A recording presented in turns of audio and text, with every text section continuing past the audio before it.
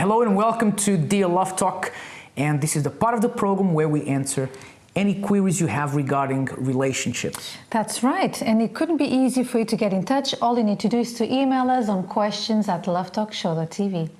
And first question is for me, isn't it? Yes, well, I was going to say that just, since we already swapped where we're sitting, we might as well do things differently, and you start Just with the question today. Right, first question says, some years ago I had one night stand and I ended up becoming a father. Since then I have lived together with this woman, not because I love her, but just because of the child we have and because she really thinks I will marry her.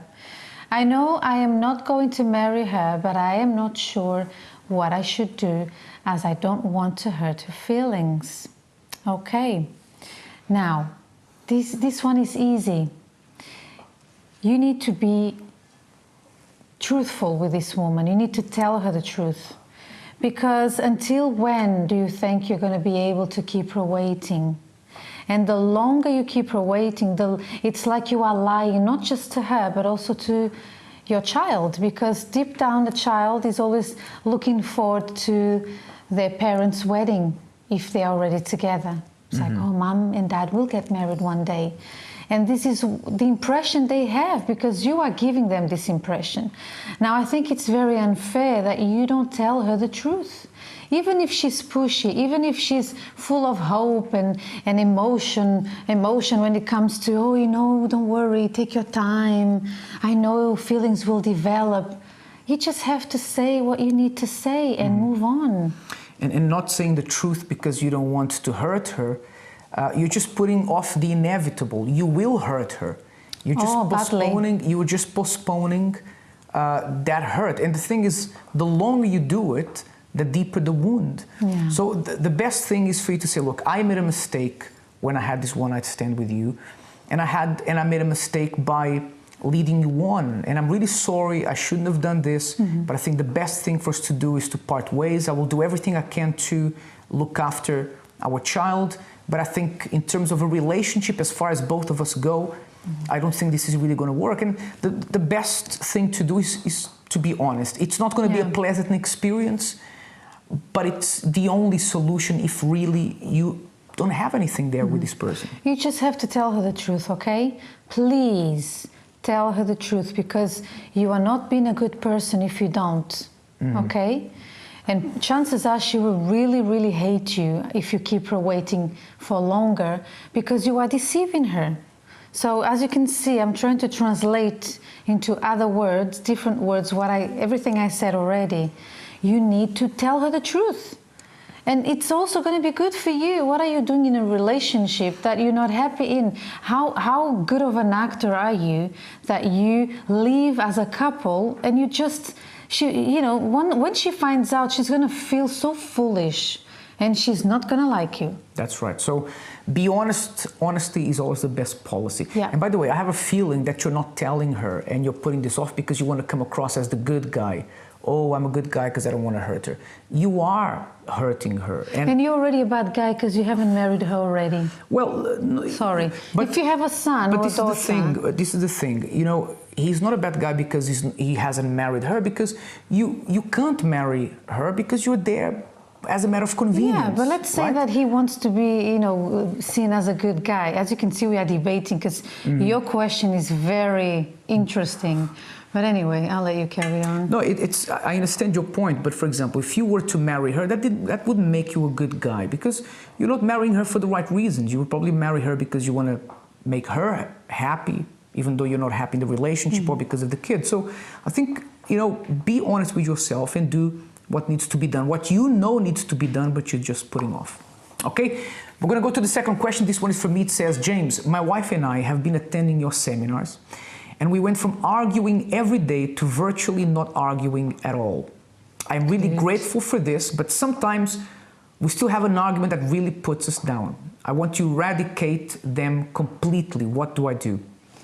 Well, that question is from Miguel. First of all, Miguel, congratulations on attending the seminars and improving your relationship. And speaking of our seminars, just to let everyone at home know that our seminars are now moving from Saturday at 7 p.m. to Thursday, 8 p.m., just to put that out there.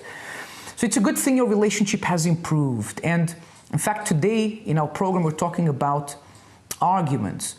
And you will never be completely argument-free in a relationship. You will have, from time to time, it's just that the gaps as to when you will argue will become a lot longer. It won't happen you went from this happening every day to not happening almost ever, but they will pop up once in a while. But to answer your question, the best way to make sure you don't argue at least about the same thing, because that's part of the problem being solved, is you not arguing about the same thing. How do you solve this problem?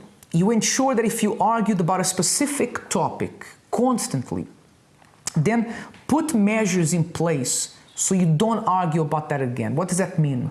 You argue about how open you are on social media, for example, when you use social media. Then tell each other, look, we're going to have one Facebook account for both of us. If you're married, why do you need two Facebook accounts? You have the same friends and same family members anyway. If you argue about money, then say, look, from now on, this is what we do with money. We save this much, we use this much for utility bills and food, and we have this much to spend on a daily basis.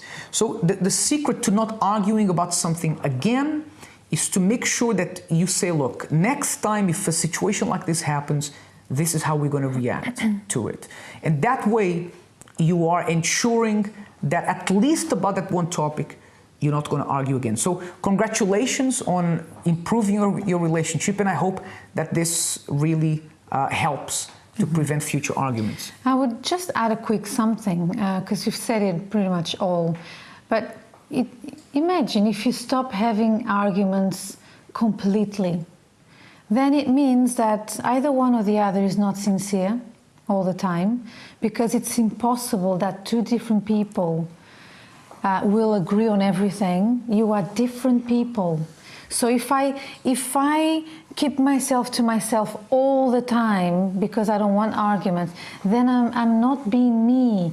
And of course, I'm not talking about physical fights or anything. I'm talking about you not agreeing all the time with what the other person says or wants to do.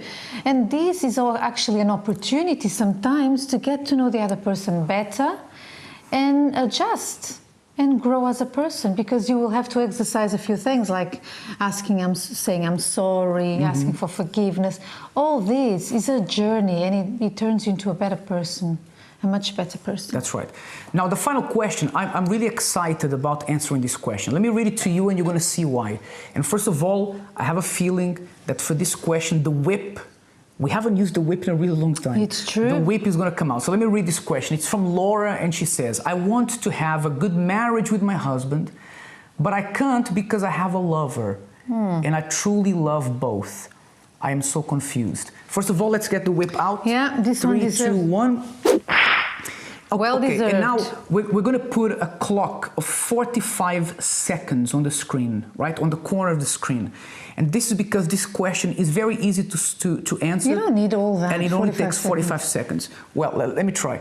First of all, Laura, you haven't got a clue what love is. You haven't got a clue. You are deceived and deluded about what love is, because you cannot love two people at once. It's impossible. It doesn't happen. You either love one or you love the other.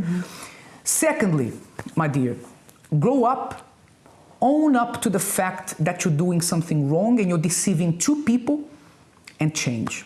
I think that's not even 45 seconds. We not only switched places, but also roles, because I'm usually known as the harsh one. But hello, this one was like but I think that's, a revelation. That answers it. Okay? I think so. I mean, oh my God, this is sad. What a sad existence. But now you've already passed the 45 seconds. You see? I'm sorry, Laura. We do wish you all the best, but the thing with this Dear Love Talk thing is this. We are here to tell you what really resolves your problem. And this is why we have this Dear Love Talk as a separate segment, because we don't want to shock people. So if we are here, it's because you wrote to us, and if we are saying this, it's because we are answering you in the most frank way possible ever. And this is it. That's right. Well, Laura. At least my advice lasted the 45 seconds I promised. Right? It doesn't work with me, you know that. Well, that's the end of our Dear Love Talk for this week. If you want to get in touch, then write to us to questions@lovetalkshow.tv, or you can contact us also via our Facebook page. Until next time, bye-bye. Bye.